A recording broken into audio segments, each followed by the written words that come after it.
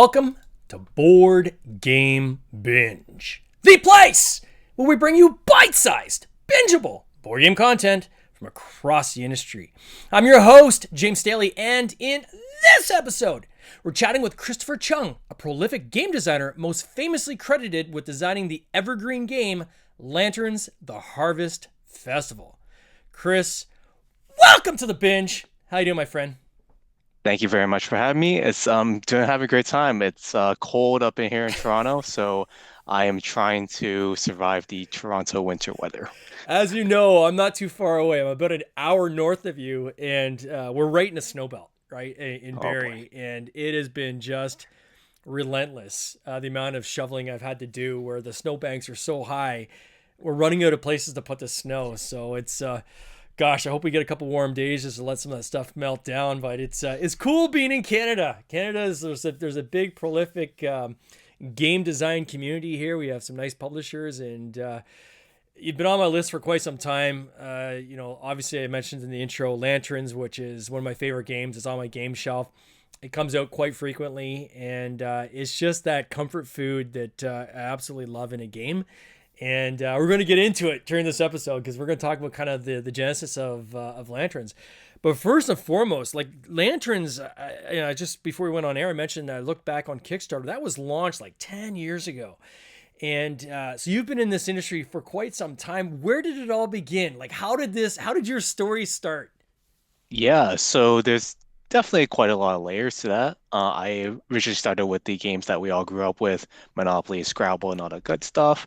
And then when my aunt gave me a copy of Catan one Christmas, it was kind of a light bulb moment, as with a lot of people, that Catan was that game that introduced the millions to what we consider hobby gaming right now. So it's really cool to play a game like that where you're not bankrupting your opponents, you're trying to amass victory points. Like what kind of concept is that? That's unbelievably cool. So when I played that, I started amassing my own small collection. And it wasn't really, and I'll be honest, when I tell this to people, they're like, what are you talking about? I literally dreamt that I made a game and I was playtesting that with friends and family. And from what I remembered in the dream, I loved the game and so did them. And I was like, okay. I woke up the next morning and wrote down whatever I could from that game. Then, after playtesting that for a few odd months here and there, I started getting the itch to bring it out to a convention, seeing if there's any like traction that this game could have. And it sucked. But I realized that through playtesting it, I was gaining a lot of contacts and now friends who I could lean on for advice. So I'll always reference and come back to the Game Artists of Canada, back when they were a big thing with Francois Valentin, with Steven Sauer, with Daniel Rocky, Jay and Sen, like you name it, they're in that. Daryl Andrews, like Yep. these are the Canadian names that you know and love, and they're all getting me to work on a game that wasn't that, which is absolutely fine for me.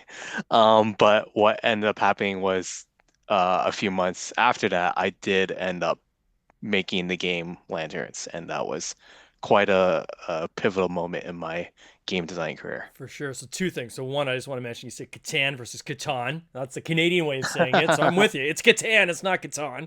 And Exactly. secondly, so from that dream you had, were there elements of that became lanterns, or was that like a completely different kind of concept, and then lanterns kind of just came later on as you started getting into kind of like thinking more seriously about game design? Yeah, so that one was a completely 360 degree difference from what my first game was. Yeah. My first game was like called Tribal Clash and it had features like rock, paper, scissors elements of like combat and it had like flavor text and stuff that I wouldn't necessarily do now knowing the ins and outs of the game design industry. Yeah. But when I started poking my head into different places, I started working at a kind of like a game incubator slash co-working space called Gamma Space and Bento Miso. Mm. So they champion like video game developers and designers. and I wasn't necessarily a video game designer developer, but I do play my own video games, whatever. I was coming from the board games perspective. So they had like a little 24 to 48 hour game jam where you could bring whatever you want to play, and they had like you could stay throughout the 2 days if you wanted to, but I needed to go home and sleep. Um, I took that inspiration and made a game from that because one of the prompts that they said, suggested that you make a game about was the prompt of perspective, literally. And so I was like, I'm pretty sure you can tackle that in a video game form, but in a board game form, that might be interesting to kind of look at a game through how you play it and how you see it. And so when I Mm, said, okay, let's take a simple concept of having a four-sided tile, you place it on the table, and then whatever your side you see the game from determines what happens thereafter. And so the literal like play a tile, you gain lanterns. So there were flowers actually before. So you gain a flower based on what side of the tile you see, and then everyone around the table gets whatever faces them. From that 48-hour game jam, that literally was the origin story of Lanterns. that's cool. They're thinking about that in a three-dimensional way. There's a game by Inside Up Games where it's like Tetris. They'll play Hmm. Tetris. I have it. I can't remember the name of it. Yep, it's Um, a block and key, I yeah, believe. Yeah, block and key. Exactly. yeah, Where your view of the board is different than someone else's because they're looking at it from another side, but your actions are impacting the other players, right? exactly. It's an interesting concept. So that and then the idea of the lantern, was it called lanterns or was it just like patterns at the time when you were creating it? Were you thinking of lanterns at the time? I was actually not thinking about lanterns at all. So I was head deep in the flowers motif.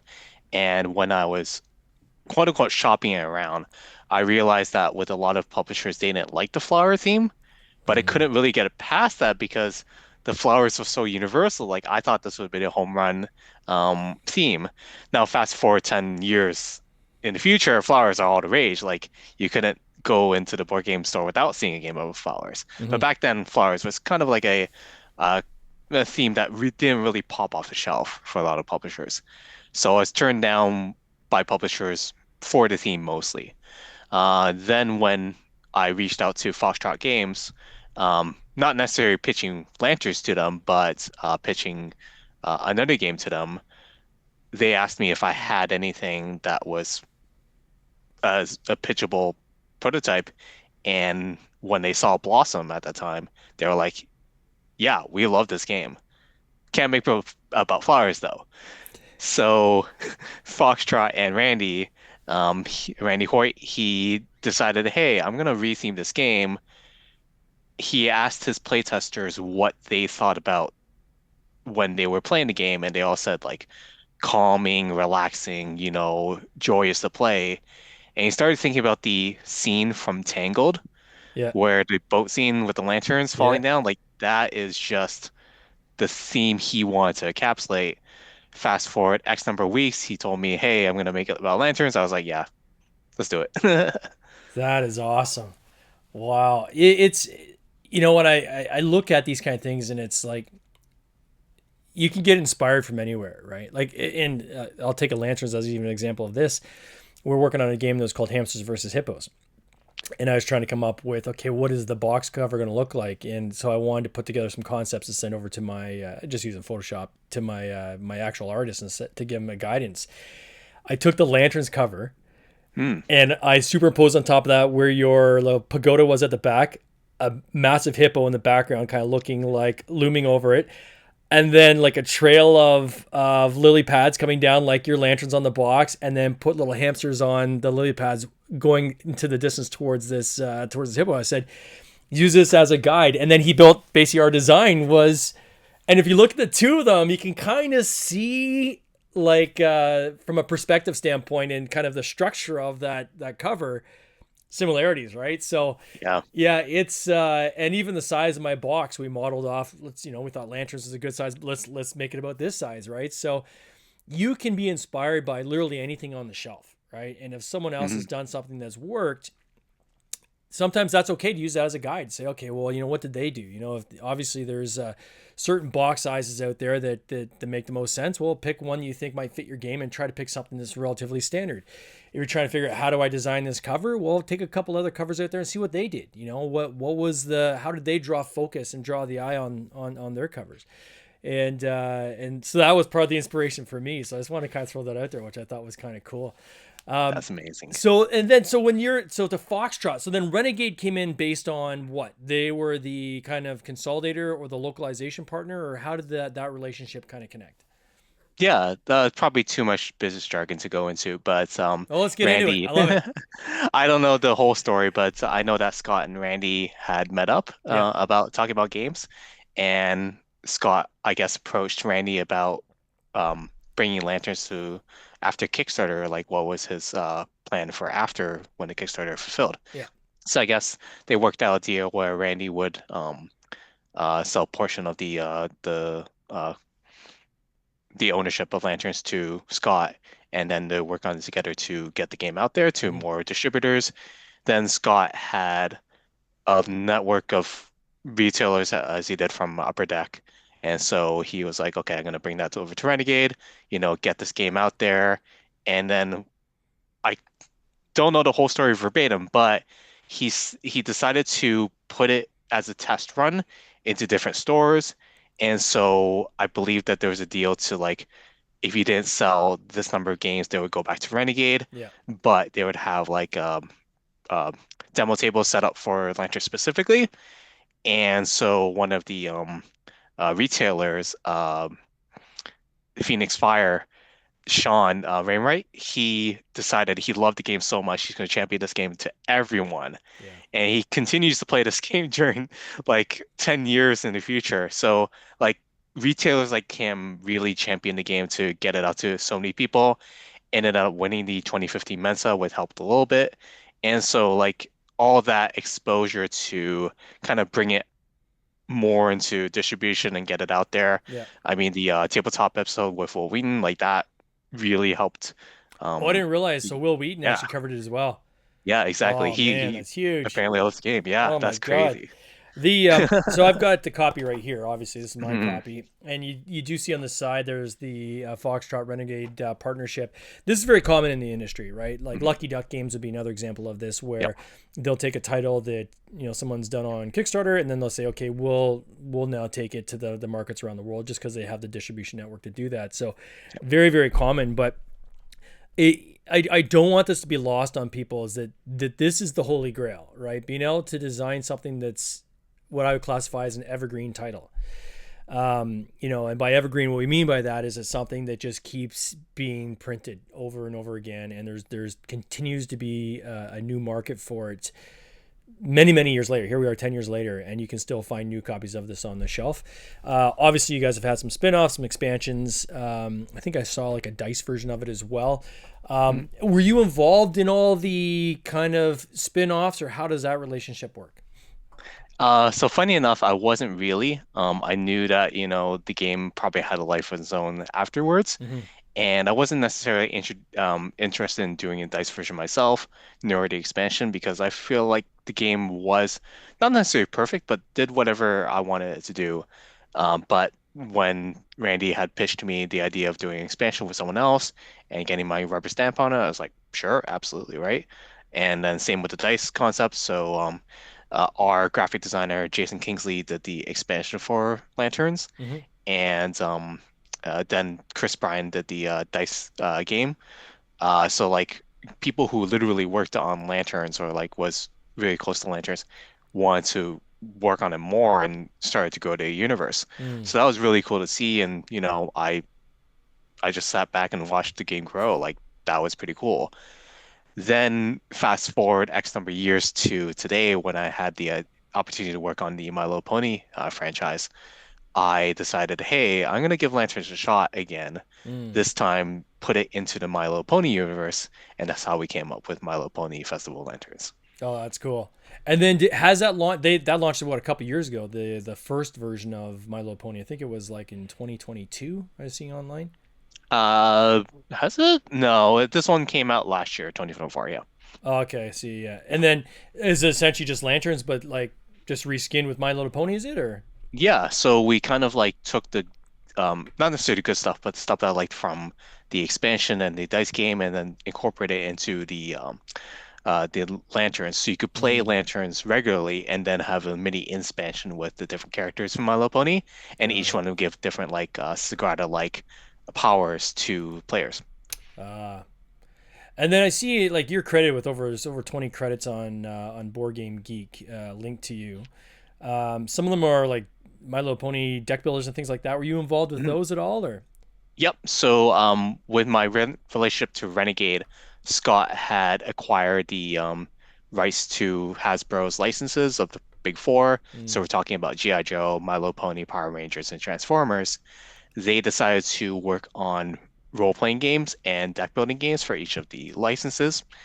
And so, going to My Little Pony, they didn't know I was a My Little Pony fan, but they were like, "Hey, Chris, we needed a developer to take this game over," and I was like, "Yeah, absolutely." Even though I haven't designed a deck builder before, I was like, "I'm all in," right? yeah. So we managed to put out 5 expansions, and yeah, that game is really cute. I definitely play a lot at conventions, being like, "Hey, this is really cool," because not only am I spreading the love of My Little Pony to other people, but also like getting to see people's reactions of, oh my gosh, this game is actually not like cutesy for little girls and whatever. This is literally like a pretty good game Yeah. and that you can play with the whole family. So that's really cool to see. Was it like a TCG? Like I was just showing on the screen here for people who are watching the video either on the replay.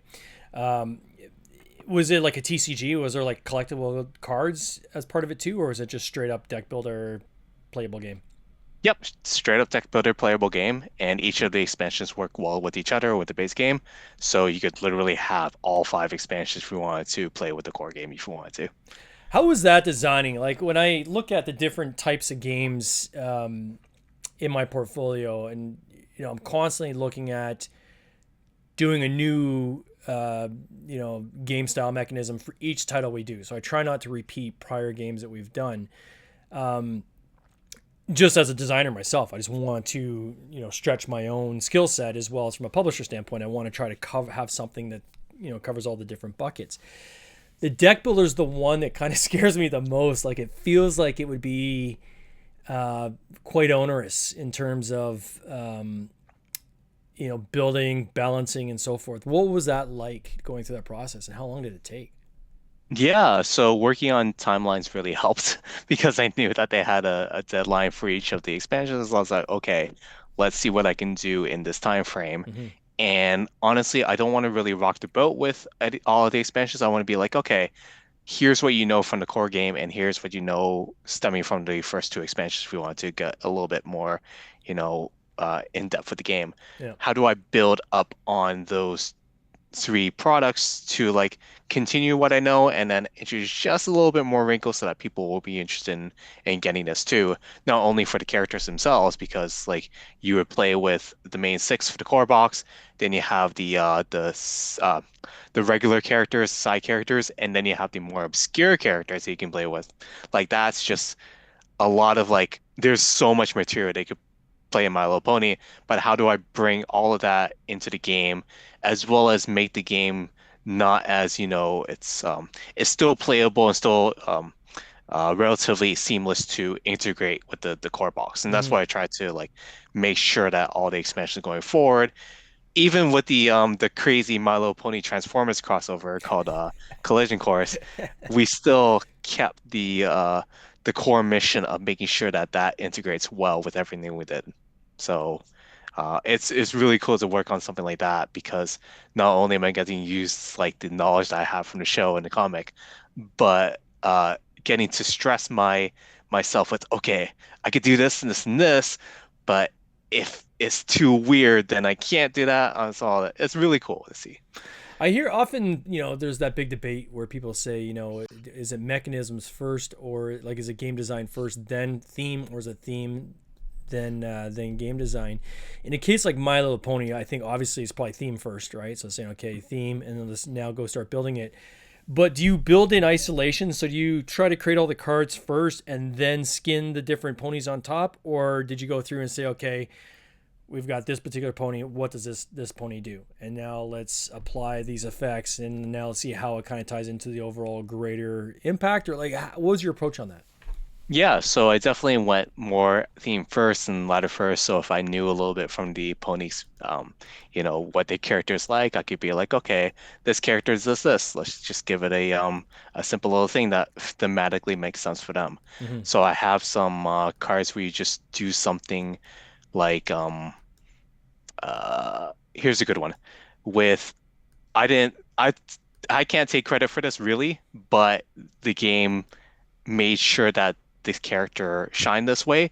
So Mm. Pinkie Pie, she gets you to draw a card. Everyone gets to draw a card if they sing along to the song of the theme My Little Pony. So like, stuff like that where it's like very character driven top That's down. cute. Yeah. I tried to introduce more of those into more expansions. And so just little tidbits, but more so I'm coming out from both ends. Here's a goal where I want to reach with the cards, and then here's the theme. If they align, perfect. Let's push them together. That's cool. And then outside of like My Little Pony, I was going through again your vast BGG profile. Little White Lie was one of the ones you had. I think I saw was it Blood something or other, Bloodborne, the card game, The Hunter's Nightmare. How did these come into play? Did these were these self-published? Did you go through Renegade? Who published these? Yeah, so with Little White Lie, we don't really talk about that. No, I'm joking. That was a cute little game with Jason Sagmeyer from Button Shy. Oh, nice. Yeah. I just literally thought here's a way to play poker with a card on your head. And then with Bloodborne the expansion, that was with Eric Lang when he was with Simon, Oh, and nice. so they wanted to design an expansion with more content for the base game. Bloodborne card game was spectacular for them. Hmm. I also worked with 25th Century Games on Christmas Lights, having a little like card game for them, and with Christmas Lights. And Spell Smashers was my like arguably next release. Like it was after Lanterns where I decided I really want to make a board game. Hmm. That one really pushed my limits on what makes a board game good. And it did fairly well. Sold out a first print run, which is very nice. But I'm always proud to say that I've worked on a board game, even though I'm terrible at board games. What makes a board? What makes a good board game? Um, Good question. I guess a lot of people need to ask them that themselves. But specifically for a word game, is very much like you're trying to make sure that people can play on the same level as you. Yeah. So with Scrabble, a lot of people their vocabulary depend like sorry, their success in the game might depend on their vocabulary. People who study the two-letter words are going to be excel at Scrabble, whereas people, have to pay attention to not only the tiles they get, but also the territory in their where they place the tiles, right? Getting those bonuses. Yeah. So with Spell Smashers, I want to level the playing field a little bit. Hmm. So you're just making words each round but and your word, even though it might be the longest word in existence, it doesn't necessarily mean you win the game because those with shorter words get to act last. Hmm. And so the concept of the game was you're fighting monsters with the power of your words. I kind of took the adage of the word your pen is mightier than a sword and all that good stuff, right? What about the pen being literally your sword? So if you make a word that has 6 letters versus your opponent has 2 letters, maybe you hit the monster first and get all the money, but then they swing back at the monster, kill it, and then they get the monster trophy at the end of the game. So it's that balance of trying to make sure that people with even limited vocabulary will be able to play this game pretty well. Yeah, that is the challenge, isn't it? Like I was playing over the holidays. Was it Poetry for Neanderthals?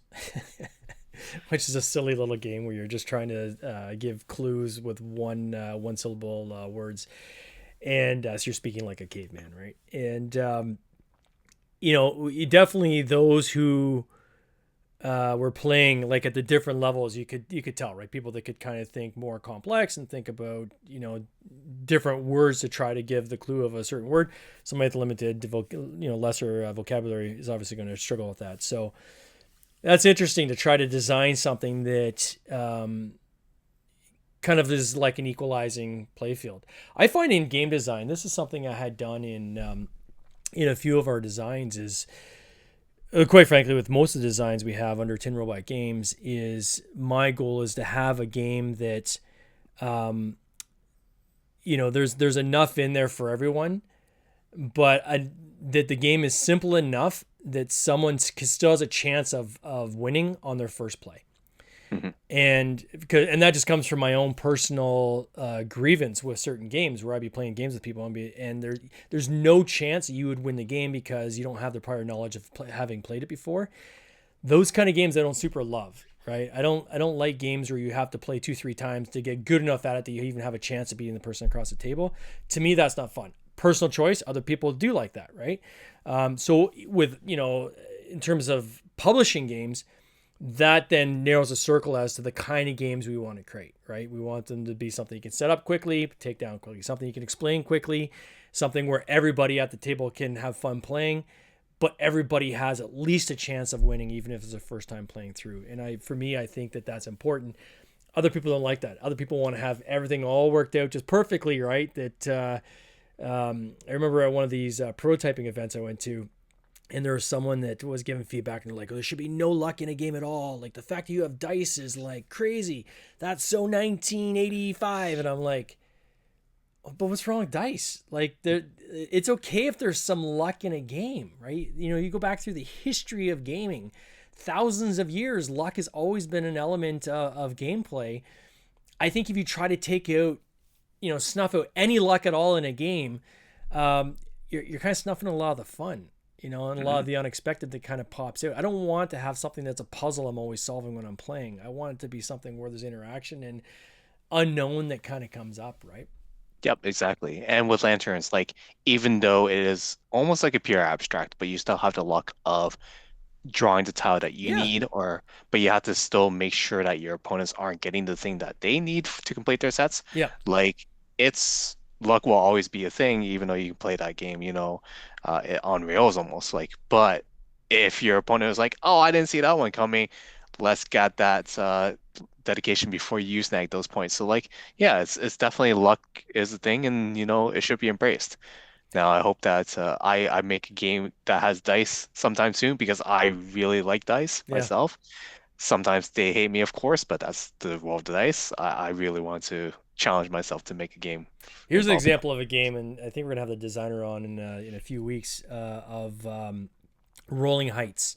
Hmm. One of my favorite games, top five for sure. And you're literally rolling meeples, and kind of almost like that old pigs game where depending on how the meeple lands, it can unlock certain things. But it's luck, right? You're rolling like it's the luck of how those things are landing. And I think as long as you have things to help you mitigate that in some ways, like Lantern's a perfect example of this, where you have your different stacks of points you can go for and trading your cards in, and then you have the agency of deciding when do you want to trade those cards in. Do you hold out and try to get the higher point value, or do you go and change in cards quick to try to get points before someone else? Might be a lower amount of points, but you're basically reducing that stack quicker. So I like that kind of hand in hand of having luck elements, but also you still have some things in there to give some agency of like, okay, now how do I handle the situation of the luck, right? Yep, absolutely. So what's been like your goal going forward? Have you like can you talk about some of the things you're working on at all, or like what are you working on now? Yeah, so I've kind of been slowing down myself. I haven't been doing much game design recently because work has been Yeah. a little challenging, but life takes over. And so I'll still be in the board game sphere. I can still have my hands and fingers into different things. So I am talking to a publisher about one game that's maybe coming out next year involving Mahjong because I've been Oh, really sweet. I love Mahjong. Yeah. Like I grew up with playing Chinese Mahjong and now I'm into reaching Mahjong and Japanese Mahjong. So like I am fully on board with being a card game that plays like Mahjong, but with an added little twist that you hopefully enjoy. Mm. And then I am slowly working on an IP game that I do have a chance to get published. We'll see. But it is an anime. I Yep, won't say what it is, that's but I okay. am very, very excited to work on something like that because it is near and dear to me. I really love this anime. If you've met me before, you'll probably say like, okay, that kind of game makes sense for me. Hmm. Let's see how it plays. And so I'm hoping to bring justice to that anime. And did you secure that? So you secured the IP already, so now you're making the game, or is it making the game then go try to secure the IP? It's more so the latter, unfortunately, but I think that there's going to be an audience for it. Yeah, no, it's amazing. It's the kind of thing that, with all the changes in the industry, obviously as of late with tariffs and so forth, you're seeing trend shift, right? You're starting to see smaller games come out and things like this. So um, I'm seeing this with a lot of kind of designers that before where there was this aggressive pursuit of trying, okay, what's the next thing I can kind of create? More almost taking a pause, saying, okay, what is inspiring me? What do I want to create that is kind of getting that burn in my belly that to go and just get the table and just start creating, right? And I think sometimes that's the quite frankly the better design, right? When it comes from a passion and Mhm. inspiration versus it being kind of a job or a task that you have to crank it out, right? Yeah, absolutely. Because even though I'm a My Little Pony fan, I would definitely, and a game designer, like I would probably still do a great job with that game Yeah, if I wasn't a My Little Pony fan. But all at the same time, like my knowledge from the show just helped that grow so much bigger for me as a passion project and a game that has to be on the shelf, right? yeah, And so with this, like I want to make sure that I am using all my fanship into making this game shine. yeah. So That's amazing. Well, Chris, I want to wish you all the best this coming year. Again, Lanterns, one of my favorite games. It's the comfort food. People that play it, they love it, and it is an absolute pleasure to have you on the pod here talking about my friend. yeah, thank you very much for having me, James, once again. Like I'm so glad that you love Lanterns and I'm really excited about what Tim Robot does going forward. So that's really cool. Awesome. Happy New Year, my friend. Take care. Same to you. Take Cheers. care.